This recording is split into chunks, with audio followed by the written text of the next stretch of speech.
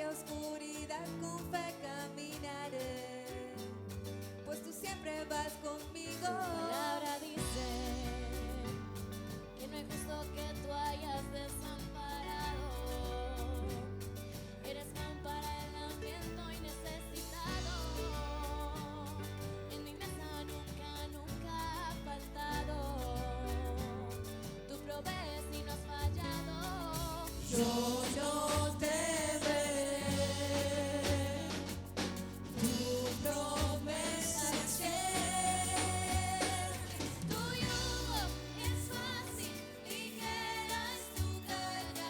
Te entrego mi vida y mi alabanza. Mi escudo, mi fuerza, mi seguridad.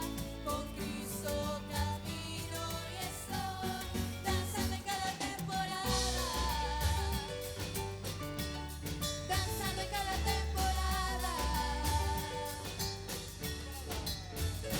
Palabra dice que tú oyes el clamor del quebrantado.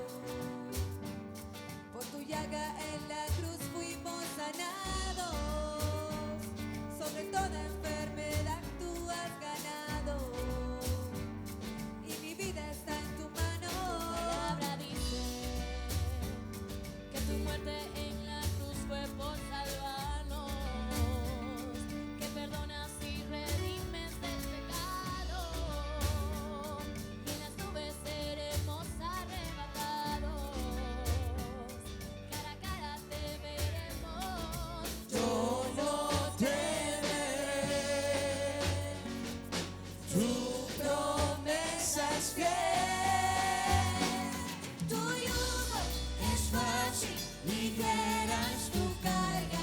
Te entrego mi vida y mi alabanza, mi escudo, mi fuerza, mi seguridad. Con Cristo camino y estoy danzando en cada temporada. Danzando en cada temporada. Danzando en cada temporada. Danzando en cada temporada. Sigo danzando, glorificando, y en cada temporada tú sigues sobrando. Aunque ande en el valle de sombra, Danzo, danzo, danzo, danzo. No se apaga ese ritmo. Aunque venga contra mí el enemigo, tus promesas siempre van conmigo. danzo, danzo, danzo, danzo. No se apaga este ritmo. Aunque venga contra mí el enemigo, tus promesas siempre van conmigo. Danzo, danzo, danzo. Dígalo, danzo. en ti yo confío, En ti yo confío. en ti yo confío, En ti yo confío. en ti yo confío. En ti yo confío. Tu yugo Es fácil, ligera es tu carga.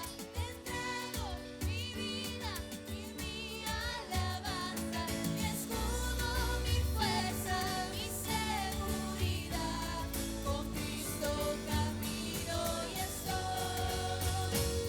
Tu yugo es fácil, ligera es tu carga.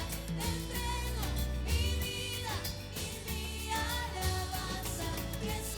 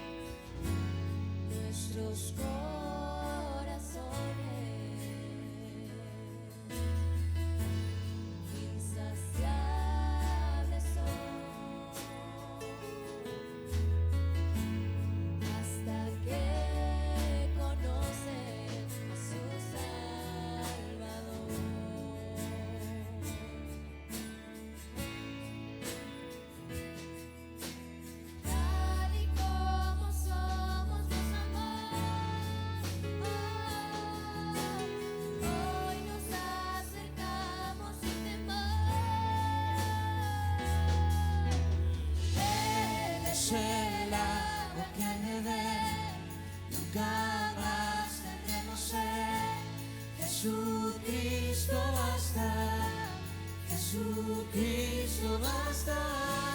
Mi castigo recibió y su herencia me entregó. Jesucristo basta, Jesucristo basta.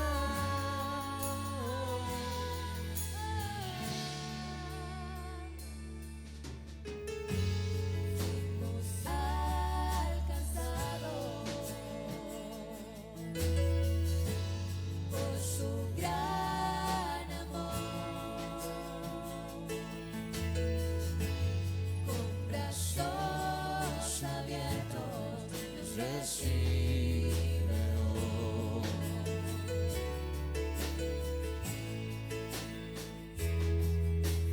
Tal y como somos nos amó, hoy nos acercamos sin temor. Él es el agua que al beber jamás tendremos sed. Jesucristo basta, Jesucristo basta. Castigo recibió y su herencia me entregó. Jesucristo basta, Jesucristo basta. Oh, oh. Jesucristo basta. Oh.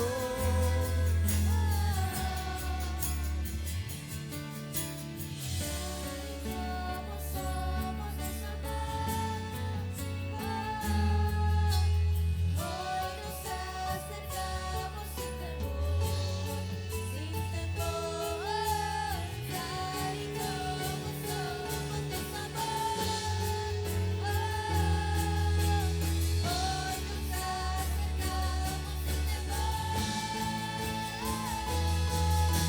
nos acercamos sin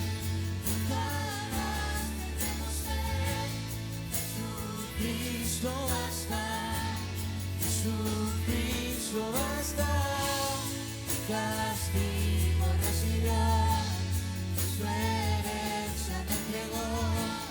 Jesucristo basta, Jesucristo basta. Oh, oh. Jesucristo basta.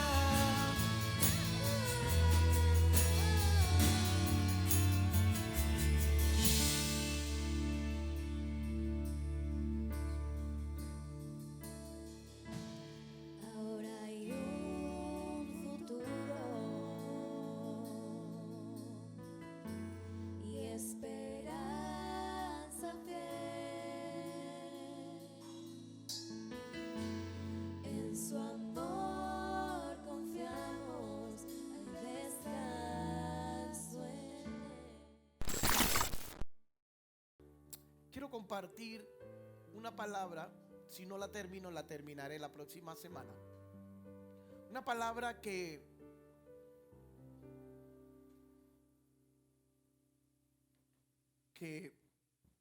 saltó, brincó de mí en un momento determinado.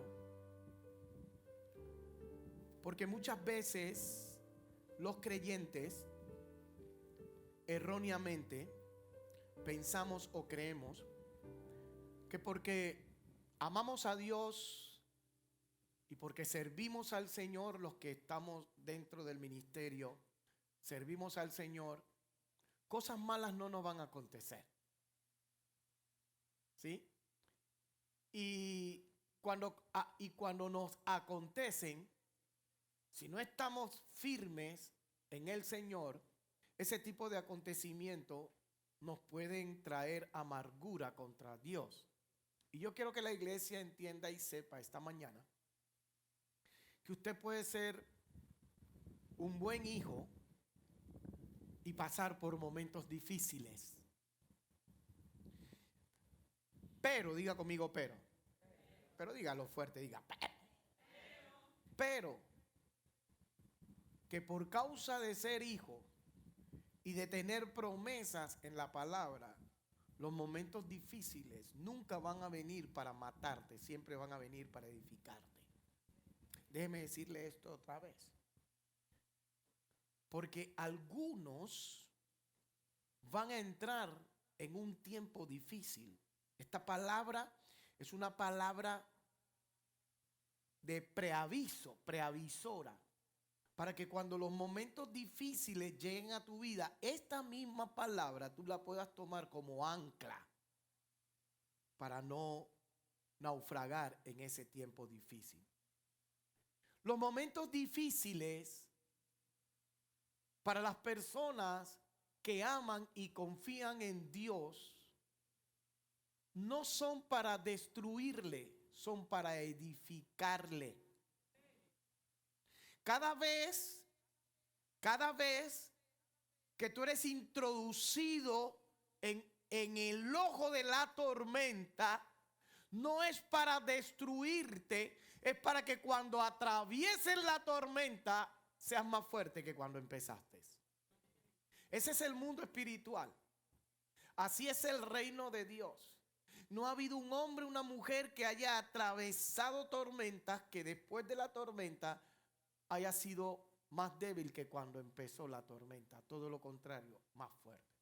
Mi tema de esta mañana es: te han pedido para zarandearte. Yo sé que no es un tema que a usted puede ser que le agrade. Muy probablemente usted esta mañana está esperando que yo hable de prosperidad, de bendición y de cielos abiertos.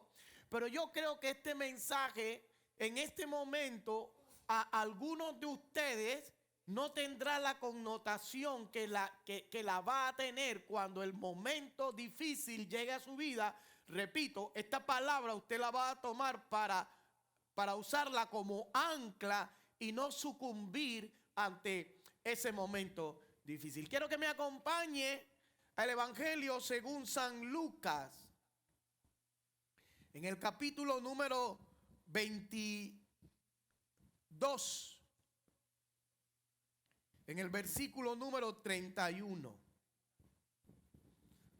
Quiero leerlo de Reina Valera porque esta versión está un poco confusa y yo quiero que usted la pueda entender bien. Vamos a leer hasta Mar para que esté pendiente ahí. Hasta el 35. Vamos a leer.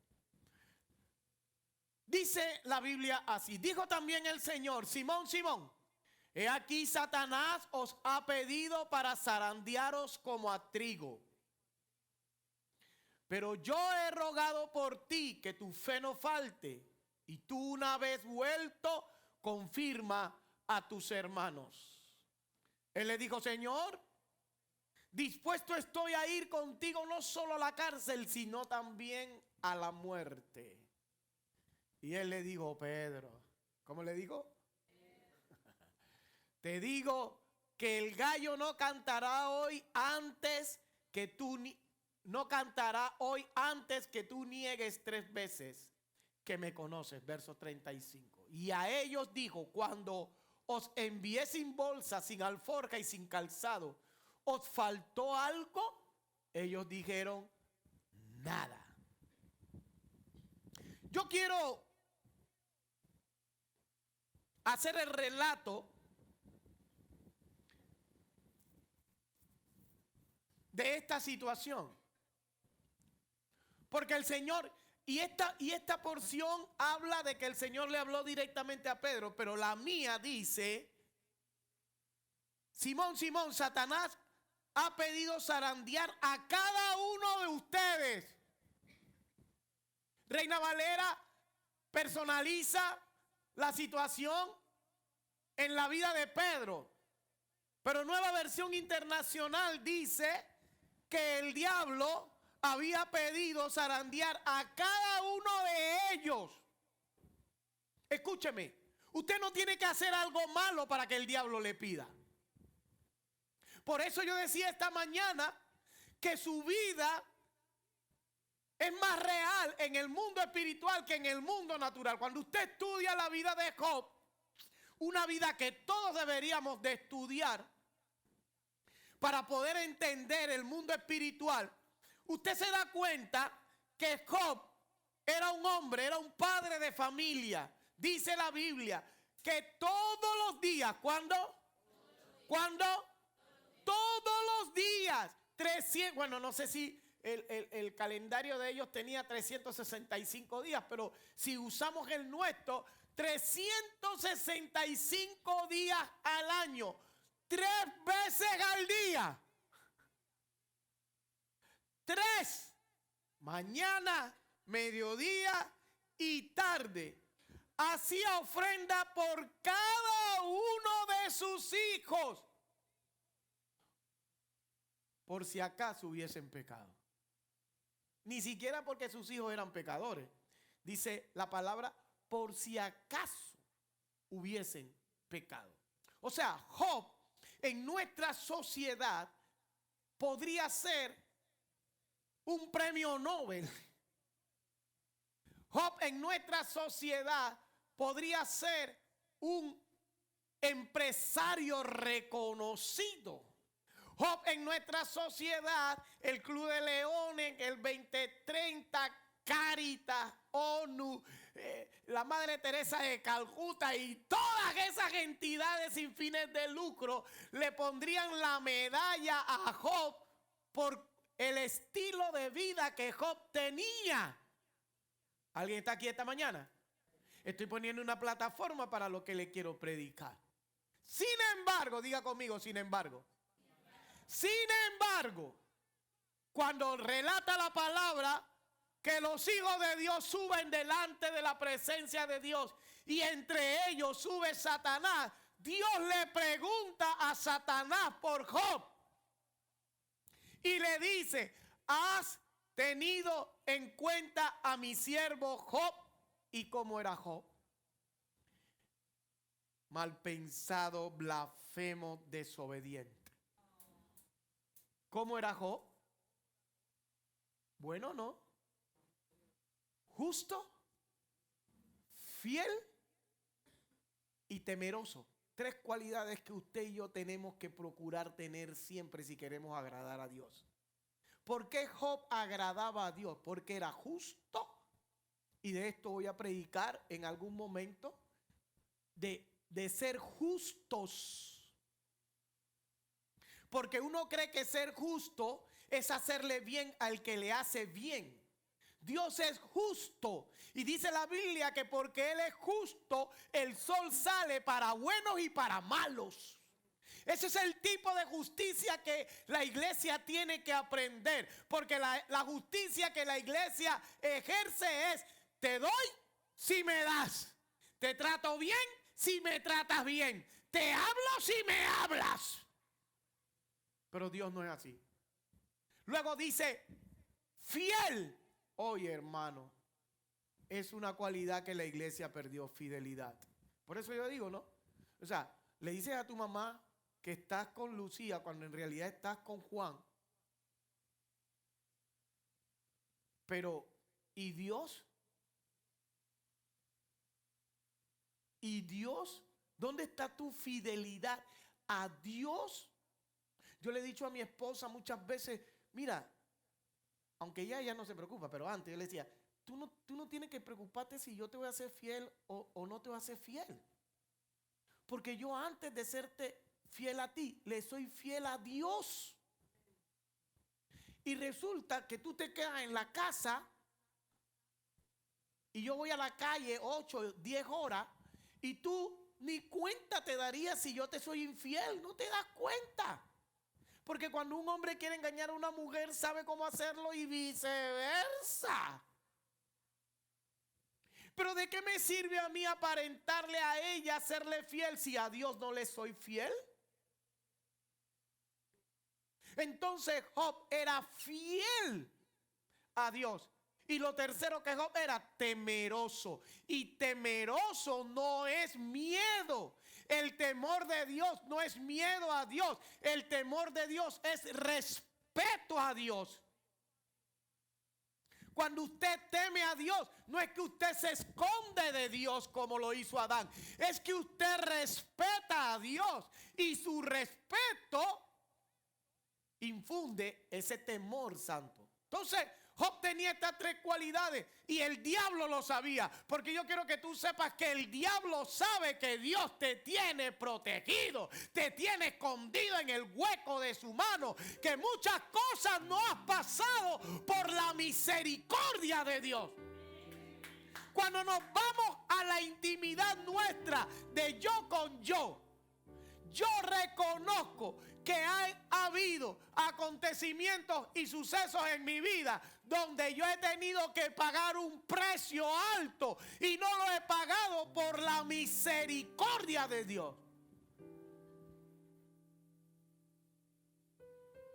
Porque Dios me tiene escondido en el hueco de su mano.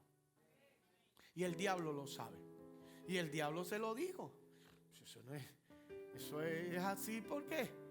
Dice, tú le tienes un cerco. El diablo lo reconoce. A mí me gusta meterme en la Biblia porque el diablo dijo, es que tú lo tienes cercado. En pocas palabras, no lo puedo tocar. Alguien que levante la mano y diga, Señor, cércame por favor. Aleluya. Para que el diablo no me pueda tocar. Tú lo tienes cercado. Pero si tú le quitas esa cerca, te echo un cuento. Siempre, mira, siempre una artimaña infernal es duda. Y usted dígame si es cierto o no. Cuando la duda usted deja que entra a su corazón, se dañan relaciones, se dañan negocios, se dañan carreras. Es que no estoy seguro si esta es la carrera que debo de continuar. Duda, ya se acabó ahí. Es que no sé, pero siento que necesitamos un tiempo, un espacio. Duda, se acabó. Hermano, usted tiene novia, tiene esposo, tiene esposa y él le pide un espacio, déselo, pero mándelo para Groenlandia. Porque nadie que le ama quiere un espacio. Cuando usted ama, usted quiere estar chicloso ahí, meloso. Yo prefiero que me digan, pero ya déjame, a que me digan.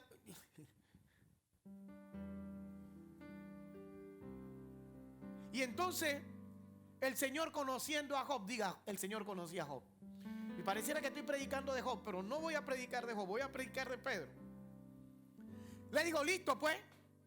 Y le quitó el cerco. Y le digo, pero no lo toque. Y usted conoce, vino, dice la Biblia que bajó como un rayo. Y a los hijos, al ganado, al camello, a esto y a lo otro. Y allá menos a la mujer.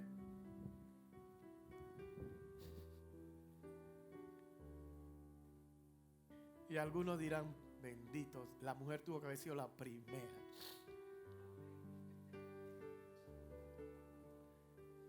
Y usted conoce pues la historia y destrucción total.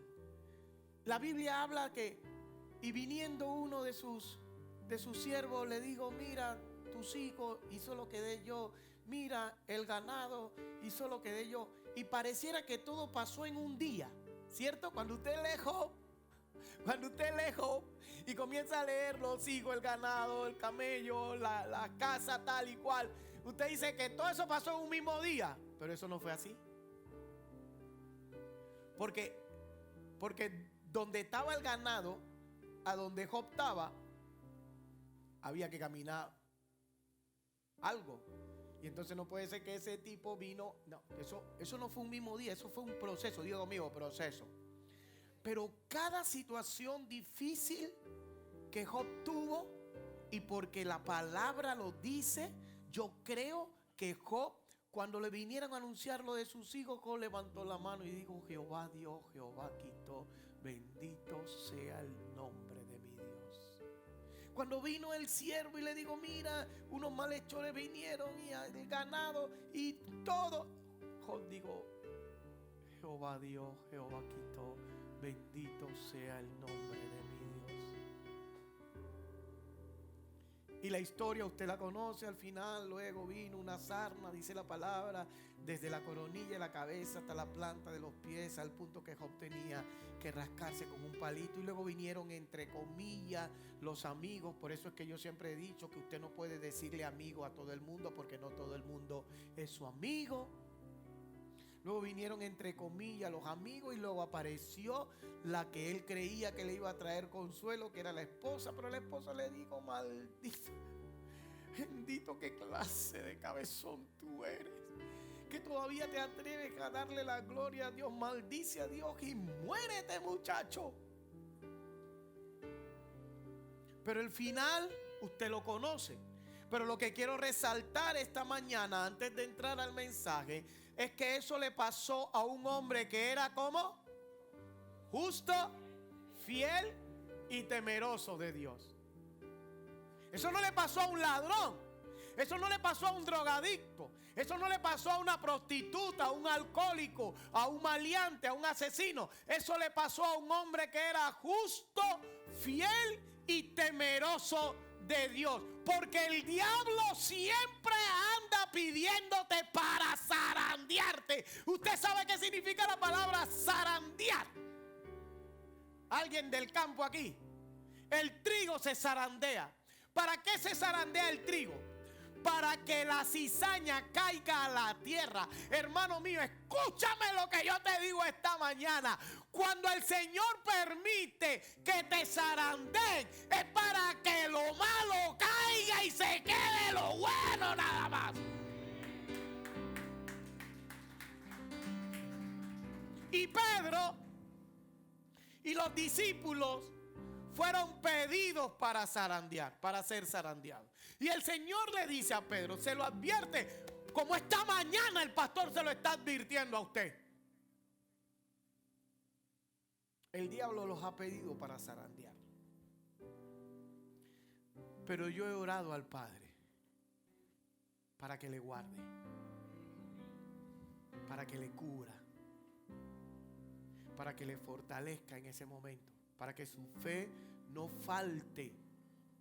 Todo lo contrario, su fe aumente. El Señor le dice a Pedro, Pedro, Satanás ha pedido zarandear a cada uno de ustedes como si fueran trigo. Pero yo he orado, yo he rogado en oración por ti, Simón, para que tu fe no falle. De modo que cuando te arrepientas, porque la disciplina no es para destruirte, es para edificarte. La disciplina de Dios no es como la disciplina del hombre. La disciplina del hombre te toma y te aparta. Y en ocasiones se olvida de ti. Pero la disciplina de Dios, hermano mío, viene a nuestra vida para edificar nuestra vida. Dice la palabra que el Padre al Hijo que ama disciplina. Y Dios es Padre y usted es hijo. Y si Dios nos ama, nos va a disciplinar las veces que nos tenga que disciplinar. Y luego le dice a Pedro el Señor, de modo que cuando te arrepientas y vuelvas a mí, mira esta palabra, fortalezcas a tus hermanos. Y entonces, ahora hay un Pedro, yo puedo decir incrédulo pechón, porque este Pedro dijo, Señor, estoy dispuesto a ir a prisión contigo y aún hasta la muerte. ¿Por qué Pedro dice esto? Y aquí es donde yo quiero que usted aterrice, por favor, aterrice. El problema es que cuando nosotros en el reino de Dios tenemos cierta jerarquía, cierto rango, o por la gracia y por la misericordia de Dios, el Señor nos ha permitido desarrollar algunos dones. Nos creemos la mamá de Tarzán con todos los monos arriba del palo. Y como yo soy el profeta, y como yo soy el apóstol, y como yo soy el pastor, y como yo soy Mire, yo le digo una cosa. Lo peor que a usted le puede pasar es creer que si usted deja de hacer algo en la iglesia se va a cerrar. Es lo peor que a usted le puede pasar. Lo peor que a mí me puede pasar es creer que el día que yo dejo de ser pastor de esta iglesia, esa puerta se va a cerrar. Hermano mío, el día que a mí me entre un Chucky, que Dios, Señor, guárdame, bendito Dios.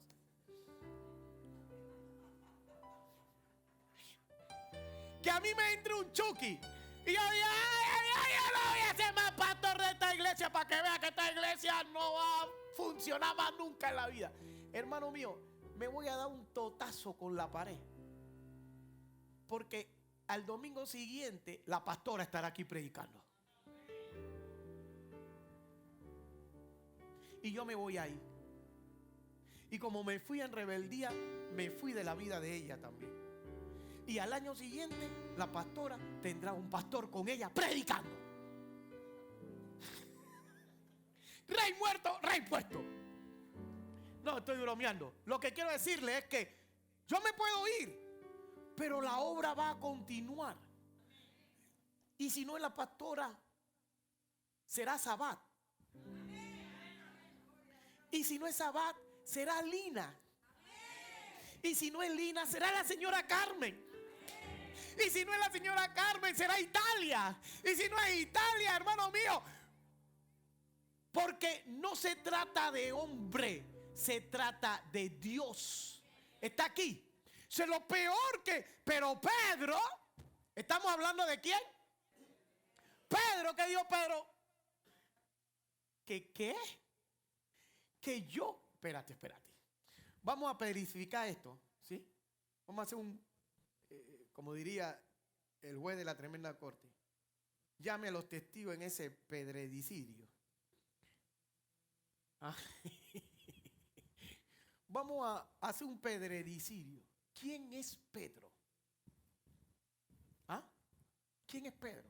¿Quién es el hombre a que Jesucristo le está diciendo, Pedro, el diablo te ha pedido para zarandearte, pero yo he orado al Padre en oración para que tu fe no falte? Y quiero que sepas, Pedro, que antes que el gallo cante 3 veces tú me vas a negar. Entonces Pedro saca pecho y dice, espérate, tú perdóname, yo sé que tú eres el Hijo de Dios, pero tú sabes con quién tú estás hablando, brother. ¿Ah? Déjame hacerte un recorderi de con quién tú estás hablando. ¿Puedo? Y entonces el Señor le dijo, esto estoy imaginándomelo. No vaya a buscarlo a la Biblia para después decir que yo soy un hereje. ¿Ok? O sea, Pedro le dice al Señor, te voy a hacer un recorderi. ¿Puedo? Y el Señor le dijo, dale para ver pues. Déjame hacerte una pregunta.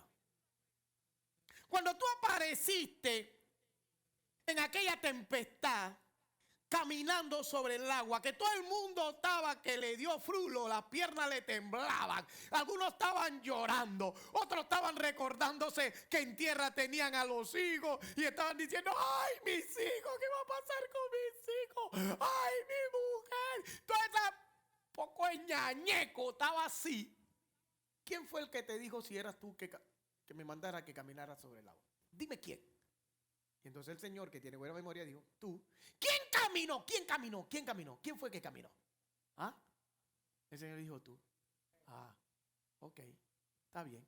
¿Tú te acuerdas cuando preguntaste quién tú eras y ninguno de esos tipos, señalando a Juan, a Jacobo, a Felipe y a los demás, ninguno de esos tipos supo contestar? No dije que Moisés, imagínate que Moisés, y otro que Elías, y otros te pusieron abajo porque Moisés, Elías, pero otros dijeron un profeta. Ni siquiera sabían quién tú eras. ¿Quién fue el que tuvo la revelación? ¿Ah? ¿A quién fue que tu padre miró? Y tú lo dijiste, tú fuiste que lo dijiste, no lo dije yo. Tú lo dijiste, tú dijiste, esto no te lo reveló carne ni sangre, sino mi Padre. ¿A quién? Y el Señor dijo, ¿a ti? Ah, Ok. A ver, ¿cuántos de estos tipos están casados? Ah, está casado fulano, sultano, mengano, perense. Porque eran discípulos, pero no eran no. Esta gente está casada, ¿ok? Todos estos que están aquí, que están casados, ¿a la suegra de quién tú sanaste? Dime, ¿a la suegra de quién sanaste? Tú sabes, para que tú hayas sanado a mi suegra, tú me tienes que amar. Porque si tú no me amaras, tú me dejas la suegra. Tú me dejas que la suegra se me muera. Pero tú, bueno, algunos dicen que quizás por eso te vaya a negar, pero no, yo no te voy a negar. Sanaste mi suegra, brother. Yo estoy eternamente agradecido contigo porque tú me sanaste la suegra. ¿Tú te acuerdas aquel día que estábamos reunidos y que la gente estaba hablando una cosa y la otra y te hicieron una pregunta que te dejó entre y dos y te preguntaron si era bueno, era lícito pagarle los impuestos a César? Y tú dijiste, dale a César lo que es de César, a Dios lo que es de Dios. Y luego, cuando ellos me preguntaron si tú pagabas los impuestos, pues yo no estaba tan seguro, pero como tú eres el hijo de Dios, yo dije que sí. Porque es lo normal. Yo dije que sí. Y luego tú dijiste, ve, tira el anzuelo y el primer pez que pesque, sácalo, hay una moneda. Dime, ¿a cuánto más tú le hiciste ese milagro? Y se fue por ahí, hermano. Se fue de pecho ancho, recordándole al Señor quién era Él, por cuanto Él jamás lo negaría. Y muchas veces así somos nosotros. Es que espérate, pero es que yo soy el pastor. Que el diablo me va a pedir a mí para sanar. No, que pida Giovanni. Que pida Yerrel. Que pida Ali Junior. Pero al pastor. No, al pastor no lo va a pedir nunca. Y ahí es donde nosotros nos equivocamos. Y ahí es donde muchas veces vienen las frustraciones. Porque a Pedro se le advirtió lo que iba a pasar. Esta mañana el Señor advierte cosas que van a pasar. No queremos que pasen, pero van a pasar. Pero cuando pase, esta palabra será un ancla para usted. Para que usted pueda atravesar ese momento difícil de su vida sin que su fe falte. Y llega el momento donde Pedro, al maestro lo toman, lo apresan. Mire, yo estaba leyendo esta porción. Ponme el 36 para ver si en el Reina Valera sale. Mire lo que dice el 36. Y les dijo, pues ahora el que tiene bolsa, tómela. Y también la alforja. Y el que no tiene espada, ¿qué dice? El que no tiene espada, ¿qué dice? Fíjese que si el Señor sabía que la cosa iba a estar tan crítica que por eso Pedro tenía una. Todo el mundo había cuestionado, pero ¿de dónde Pedro sacó la espada? Yo en alguna ocasión cuestioné a Pedro y dije, pero este tipo era tan carnal que todavía estaba montado. El término maleantístico, montado, es cargar un arma encima.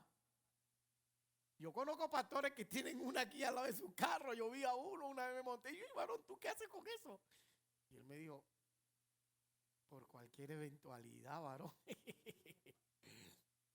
El Señor le dijo, y el que no tiene espada, venda su capa y compre una. Por eso Pedro tenía espada. Es más, habían dos espadas. Esta versión, mire lo que dice esta versión. Verso 35, entonces Jesús le pregunté, cuando los envié a predicar la buena noticia y no tenían dinero, ni bolso de viaje, ni otro par de sandalias, ¿le faltó algo? Ellos respondieron, no, Señor. Pero ahora les digo, tomen su dinero y un bolso de viaje. Y si no tienen espada, vendan su manto y compren una. Pues ha llegado el tiempo en que se cumpla la siguiente profecía acerca de mí. Fue contado entre los rebeldes. Así es, todo lo que los profetas escribieron acerca de mí se cumplirá. Por aquí yo leí en algún lugar que eran 2 espadas. ¿El cuál es el siguiente? Mira, Señor, le respondieron, contamos con 2 espadas entre nosotros. ¿Es suficiente? 2 espadas habían. Hay que hacer, Junior, hay que hacer una exégesis ahí, una investigación a ver quién era el otro discípulo que tenía espada. Estamos seguros que uno era Pedro. Él era el más indicado para tener una espada, el colérico sanguíneo del grupo. ¿Ok? De hecho, fue el que brincó primero. Le salió el bofe. Pero cuando Pedro está entre la multitud, ya toman al maestro, lo apresan, y Pedro está entre la multitud. Se le acercan, vamos a ir más adelante, creo, a la negación de Pedro. Eso está por aquí. Ram, pam, pam, pam, pam. Nos estamos en Lucas.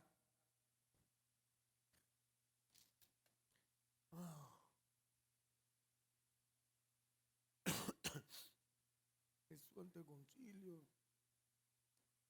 Verso 54. Verso 54. Dice, entonces lo arrestaron y lo llevaron a la casa del sumo sacerdote. Y Pedro lo siguió, ¿cómo lo seguía? De lejos. El mismo que había dicho, ya. Y yo contigo voy hasta la cruz y si es necesario, muero por ti. El mismo que dijo eso, ¿cómo lo seguía? De lejos. Los guardias encendieron una fogata en medio del patio y se sentaron alrededor. Y Pedro se sumó al grupo. Una sirvienta lo vio a la luz de la fogata y comenzó a mirarlo fijamente.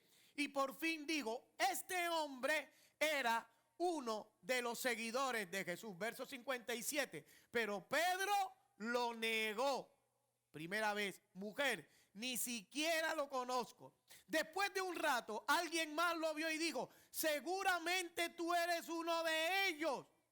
No, hombre, no lo soy, contestó. Segunda vez que lo niega, verso 59. Alrededor de 1 hora más tarde, otra persona insistió, seguro este es uno de ellos, porque también es Galileo. Otra versión dice, porque habla como ellos. ¿Ok? Verso 60, pero Pedro dijo, hombre, no sé de qué hablas. E inmediatamente, mientras aún hablaba, el gallo cantó. Esta última vez que lo niega, y Reina Valera dice que porque habla como uno de ellos, es porque obviamente yo no sé si a usted le pasa, ojalá y le pase.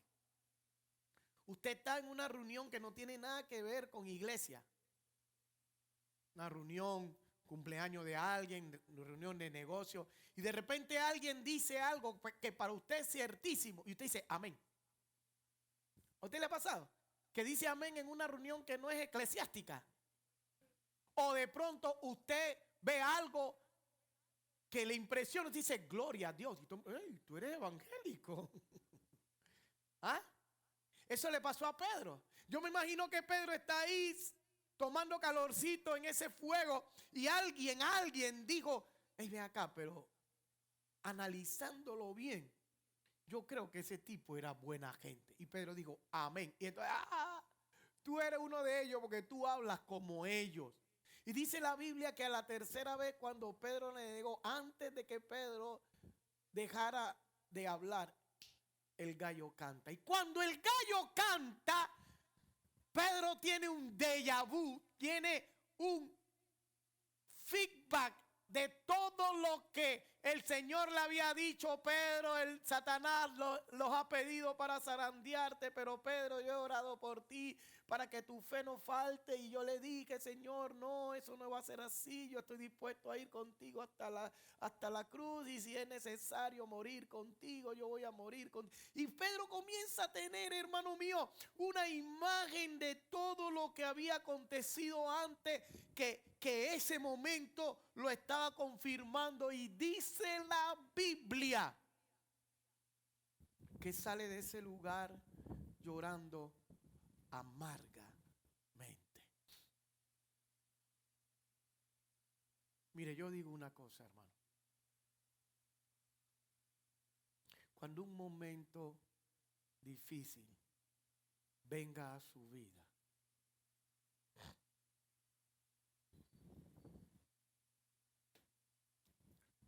recuerde lo que la palabra de Dios le ha dicho a usted. Cuando el Señor le dice a Pedro, Pedro, cuando tú estés delante de aquellas autoridades, abre tu boca que yo la voy a llenar.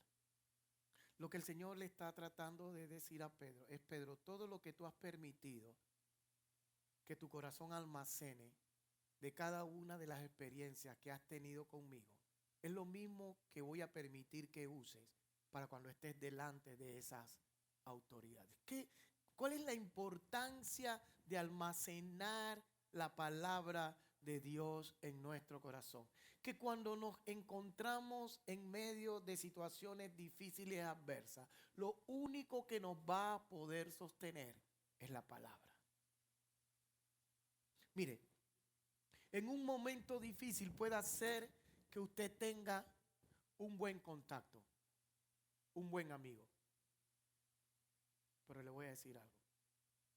En momentos difíciles, los buenos contactos y los amigos también fallan.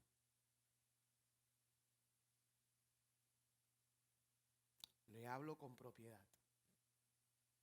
Los buenos contactos y los buenos amigos también fallan. ¿Saben quién no falla? Él no falla. Cuando tú estás solo, acorralado por esa situación, ¿sabe quién es el único que está contigo? Él.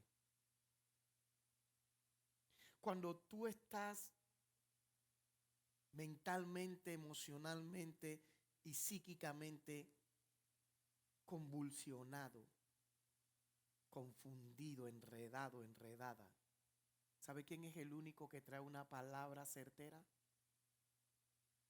Porque los demás te van a sacar el dedo índice para decirte, eso te pasó por.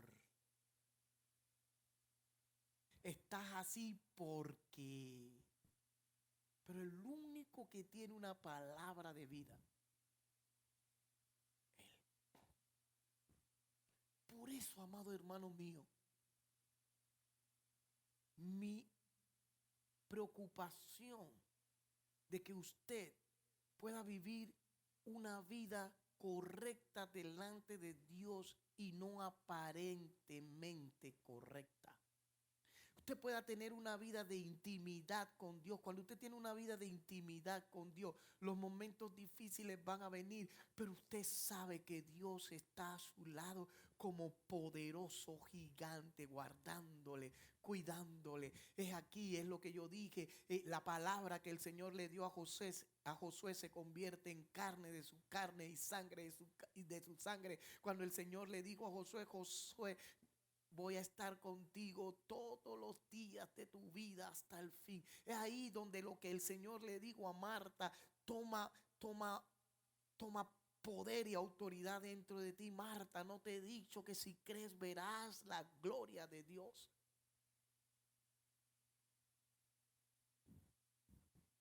Y dice la palabra, para ir terminando, que Pedro sale llorando amargamente.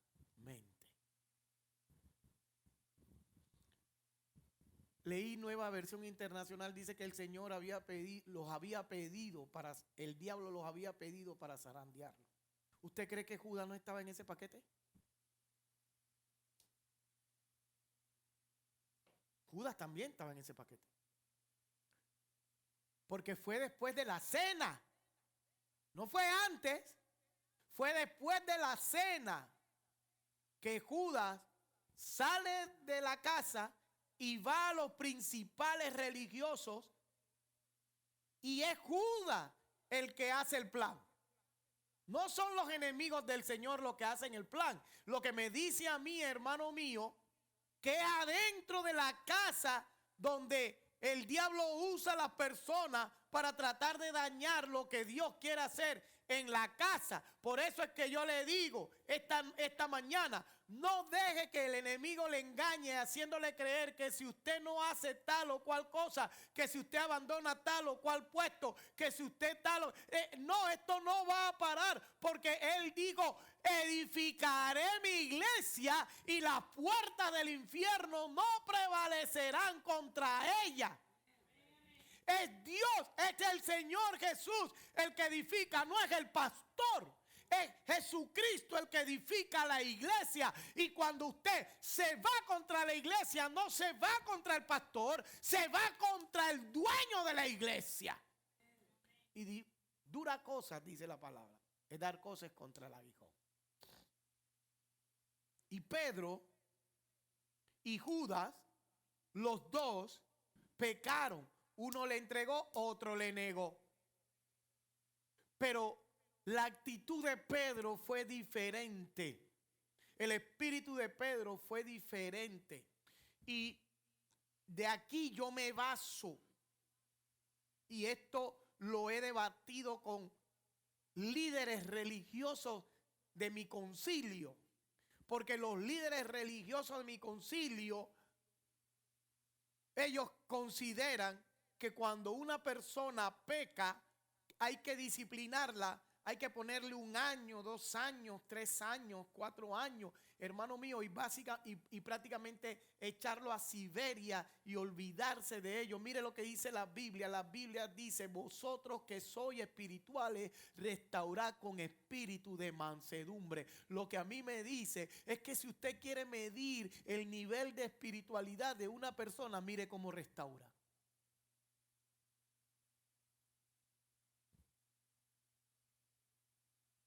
Y yo me he ido a debatir con líderes religiosos cuando ellos dicen, le vamos a poner 1 año, 2 años de disciplina. Y yo le pregunto, ¿y qué base bíblica ustedes tienen para decir 1 año, 2 años, 6 meses? Porque yo tengo una. Yo tengo una base bíblica. La primera disciplina que yo encuentro en la Biblia se la pone Jesucristo a Pedro. Porque cuando dice la Biblia que cuando escucha esto que te voy a decir, y a lo mejor esto algunos mirando este video lo van a querer refutar, pero yo hablo Biblia. Tú puedes hablar emociones, experiencias y tradiciones, pero yo hablo Biblia. Dice la Biblia que cuando Pedro niega al maestro, el maestro le suelta una mirada. Esa mirada, ¿sabe qué le dijo a Pedro? Estás en disciplina. Estás en disciplina, Pedro. Porque te lo dije y a pesar de que te lo dije, lo hiciste. Estás en disciplina. ¿Cuánto tiempo duró la disciplina de Pedro? Segundos, no, varón. Tan radical no seas. ¿Quiere que le diga cuánto tiempo duró la disciplina de Pedro? 3 días. Pastor, Biblia, listo. Pedro niega al maestro. El maestro lo llevan a la cruz y lo crucifican y muere. Y dice la Biblia que al tercer día, ¿qué? Resucitó. Y cuando resucitó, ¿a quién fue uno de los primeros que mandó a llamar? ¿A quién? A Pedro. Las mujeres, claro, las mujeres como siempre, ¿no? Adelantada del mar del sur. Pero por voluntad propia, él mandó a llamar a Pedro. Y cuando lo llama, ¿qué le hace? ¿Qué le dice? ¿Qué le dice? Pedro, ¿me amas? O sea, yo te había dicho que esto iba a pasar. Esto pasó. Pero ahora yo quiero oírte con la experiencia cuando has atravesado ese valle de sombra y de muerte, porque yo quiero que usted entienda que fueron los 3 días más angustiosos que Pedro pudo haber tenido, porque aunque el maestro había dicho que iba a resucitar, él no estaba tan seguro. Y entonces, cuando usted le falla a una persona y esa persona se muere, por eso es que la gente vive con ese remordimiento por el resto de su vida, porque sabían que tenían algo que hacer y no lo hicieron y nunca lo van a poder hacer porque la persona ahora está muerta. ¿Y cuánto yo hubiese querido que el maestro estuviera aquí para no negarlo? Pero ya lo negaste. Ya lo negaste. Ahora tienes que vivir con ese sentimiento de culpabilidad por el resto de tus días. Pero cuando el maestro resucita, el maestro dice, llámenme a Peter. I want to talk to him. Quiero hablar con él. Y cuando lo tiene frente a frente, no le dice, ¿qué te dije? Dime qué te dije. Por eso es que te lo advertí. Te dije que el diablo te había pedido para zarandearte. Y aunque yo había orado para que tu fe no faltara, con todo y eso me negaste. ¿Qué clase de discípulo tú crees que puedes ser conmigo? A partir de la fecha, ya no eres más mi discípulo. Eso hubiéramos hecho algunos pastores. Eso hubiésemos hecho algunos pastores. Pero cuando lo tiene al frente, le dice, Pedro, ¿tú me amas? Mira, hermano, yo no sé si usted puede en su espíritu sentir esas palabras. O sea, yo quiero que usted se imagine, usted tiene un sentimiento de culpabilidad. Y por causa de ese sentimiento, usted entiende que lo único que usted puede recibir es un reproche. Pero en vez de un reproche, usted escucha una voz dulce que dice, Pedro, ¿me amas? Y yo me imagino que todo ese peso, bueno, antes de eso, cuando el Señor lo manda a llamar, imagínese cómo está Pedro. El pastor sabe que usted cayó en pecado y entonces le dice, llámeme a fulano de tal. ¿Ah? ¿Cómo usted llega delante del pastor? ¿Cómo usted cree que llegó Pedro delante del maestro? Pero el maestro le dice, Pedro, ¿me amas? Y Pedro, sorprendido, le dice, Señor, sabes que te amo, apacienta mis corderos. Y Pedro cree que todo terminó ahí. Luego el maestro le dice, Pedro, otra vez, Pedro, ¿tú me amas? Y Pedro le contesta, Señor, sabes que te amo, pastorea mis ovejas. Y ya, pues ya. Pedro, mírame a los ojos. Ahora mírame a los ojos, Pedro. Y Pedro sabía que el maestro podía ver el corazón. Y entonces el maestro le pregunta, Pedro, estoy añadiéndole, aunque no debería, ¿estás seguro que me amas? Y ahí dijo, Señor, tú lo sabes todo. Y como tú lo sabes todo, tú sabes que te amo. Y yo me puedo imaginar esa escena cuando el Señor, porque el Señor lo que está tratando de hacer no es exhibirlo, sino es restaurarlo.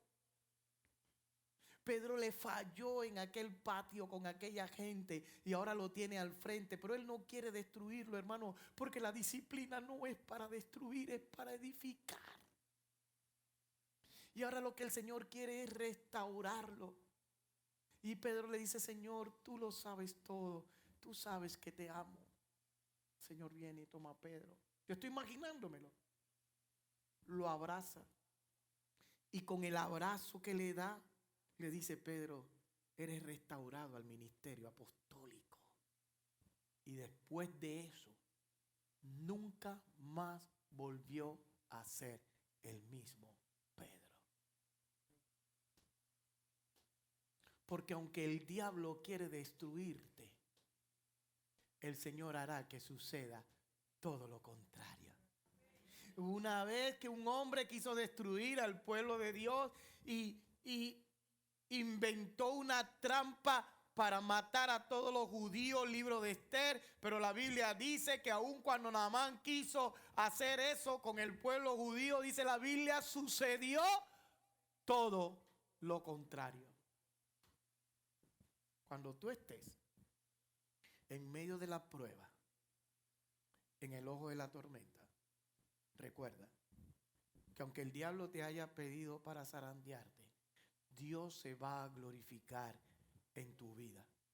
Y que después de salir de ese lugar que nunca quisiste estar,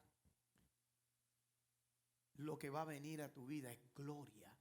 Porque tu fe no ha faltado. Que tu fe nunca falte. No importa la condición en la que estés. Ponte de pie.